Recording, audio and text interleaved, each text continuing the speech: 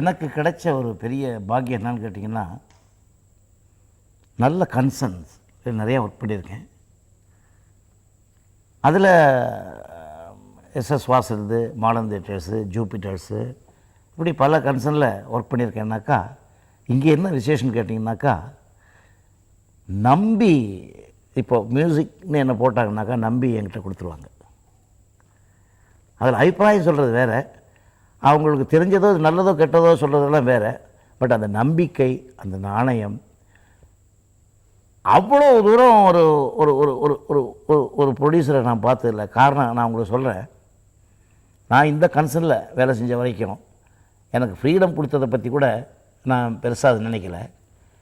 நான் வந்து இங்கே வேலை செஞ்சு ராத்திரி 2 மணிக்கு மிக்சிங் முடிஞ்சு நான் போயிட்டுருக்கும்போது செட்டியார் அவர்கள் ஒரு பையனை பேட்டரியில் அடிச்சுட்டு வந்துக்கிட்டு இருப்பார். நான் வண்டியை பார்த்த உடனே நிறுத்துவேன். எங்கே நேரத்தில்னு கேட்பேன். ஒன்றும் இல்லை, ஃபைனல் எடிட்டிங் நடக்குது, நான் அங்கே போய் உட்காந்தேன்னா அவங்க கொஞ்சம் என்னை பார்த்த உடனே கொஞ்சம் சுறுசுறுப்பாக வேலை செய்வாங்க.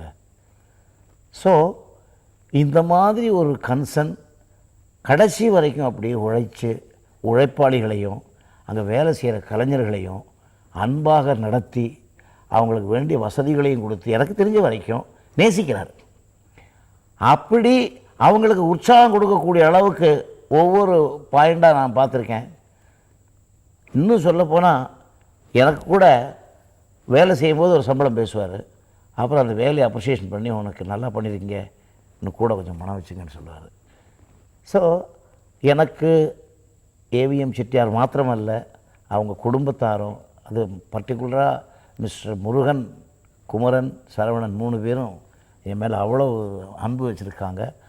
ஸோ அவங்க எனக்கு வேண்டிய நேரத்தில் வேண்டிய உதவிகளை நல்ல விதமாக செஞ்சாங்க. அது 2 இசைக்கலைஞனை, இப்போ நான் வேறு, இளையராஜா வேறு, எங்களுடைய இடங்கள் வேறு, அதுக்கு உள்ள மரியாதைகளோ அதுக்குள்ள அந்தஸ்தோ அதுக்குள்ள விஷயங்கள் வேறு இருந்தாலும் நாங்கள் 2 பேரும் ஒன்று இணைஞ்சு செய்கிறப்ப, விஸ்வநாதன் ராமூர்த்திங்கிறது வேறு, இப்போ எங்களை வந்து இணைச்சி அவங்க வந்து அதில் வந்து சந்தோஷப்பட்டு இந்த 2 கலைஞர்களையும் கௌரவிச்சு இப்படி ஒரு கன்சர்னில் எல்லாம் சாதாரணமாக அதுக்கப்புறம் யாராவது கூப்பிட்டாங்க, நீங்கள் 2 பேரும் சேர்ந்து வேலை செய்யணும்னு இல்லை, அதுதான் ஆத்மார்த்தம். அந்த மாதிரி கலை ஆர்வம், கலையை ரசிக்கக்கூடியவங்ககிட்ட தான் நான் அடிமையாகிடுவேன். அப்படி ஒரு முக்கியமான ஒரு கன்சர்ன் இது எனக்கு ஏவிஎம் பொறுத்த வரைக்கும். நான் வேலை செஞ்ச வரைக்கும் என்னை நல்லா அவங்க எனக்கு என்ன ரெஸ்பெக்ட் கொடுக்கணுமோ, என்னுடைய கலையை எப்படி ரசிக்கணுமோ, என்னுடைய உழைப்பை எப்படி அவங்க அதை பார்த்து அவங்க சந்தோஷப்படணுமோ அவ்வளோ பட்டிருக்காங்க. ஸோ அவங்களுக்கு நான் என்றும் ஏவிஎம்முக்கு நான் கடமைப்பட்டிருக்கிறேன். எனக்காக ஏவிஎம்காக எனக்கு. அதாவது இப்போ நான் சொல்கிறேன், சத்தியமான வார்த்தை ஒன்று சொல்கிறேன். நான் ஏவிஎம் செட்டியார் அவர்கள் இருக்கும்பொழுது பல படங்கள் எடுத்து நான் லாஸ் ஆனேன். பிகாஸ் நான் எடுக்க வேண்டிய, எனக்கு ஒன்றும் படம் பண்ணணுங்கிறது இல்லை, நான் மியூசிக் டைரக்டரோடு இருந்திருக்கலாம், நம்ம பிள்ளைங்களுக்காக எடுத்தோம், குடும்பத்துக்காக எடுத்தோம், ஏதோ ஒன்று வச்சுங்களேன். அப்போ எனக்கு ஒரு அட்வைஸ் பண்ணுவார், நீங்களாம் படம் எடுக்கக்கூடாது, நீங்கள் வந்து உங்களுடைய ஒர்க்கில் தான் கான்சன்ட்ரேட் பண்ணணும். சார் அவர் இறந்து போகிறதுக்கு ஒரு 20 நாள் 25 நாளைக்கு முன்னால் கூட என்னை கூப்பிட்டு வச்சு, உங்களுக்கு என்ன ட்ரபிள் இருக்குது, உங்களுக்கு என்ன வேணாலும் எங்கள் பசங்கள்கிட்ட சொல்லணும், நீங்கள் ஓப்பனாக சொல்லி நீங்கள் அதை வந்து அவங்க எப்போ உங்களுக்கு ஹெல்ப் பண்ணுவாங்க, சேம் வேர்ட் சொன்னார் சார், சத்தியமான வார்த்தை.